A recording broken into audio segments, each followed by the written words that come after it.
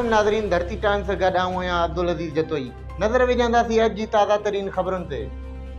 बांदी मां सिजावल ख़ान जी ख़बर शामिल कंदासीं। ॻोठ फेरी खान जमाली जे रहवासी Manthar Jamali national press club बांदी पहुची प्रेस कॉन्फ्रेंस में दाऊं कंदे चयो त कुछ ॾींहं पहिरियां असांजी 4 माह जी मासूम न्याणी रकैया जमाली बीमार हुजण सबबि असां नेशनल सेंटर नवाब शाह इस्पताल में दाख़िल कराई हुई, जिथे कुछ ॾींहं असांजी मासूम न्याणी जो इलाज हलंदो रहियो।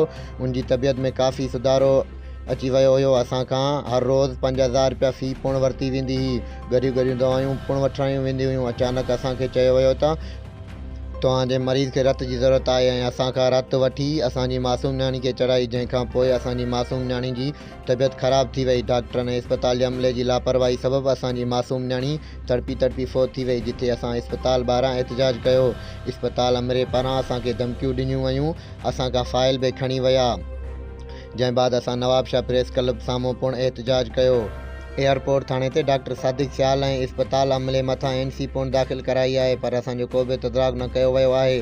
पुलिस डॉक्टर ऐं अमले ख़िलाफ़ अञा ताईं का बि कार्रवाई न कई आहे। उन्हनि SSP नवाब शाह ऐं DIG नवाब शाह खां मुतालबो कयो आहे त गफ़लत कंदड़ डॉक्टरनि अमले ख़िलाफ़ सख़्त खां सख़्त कार्रवाई करे असां सां इंसाफ़ कयो वञे, न त ॿी सूरत में असां पंहिंजी पूरी बिरादरी समेत नेशनल सेंटर नवाब शाह अॻियां एहतजाजी धरणो हणंदासीं।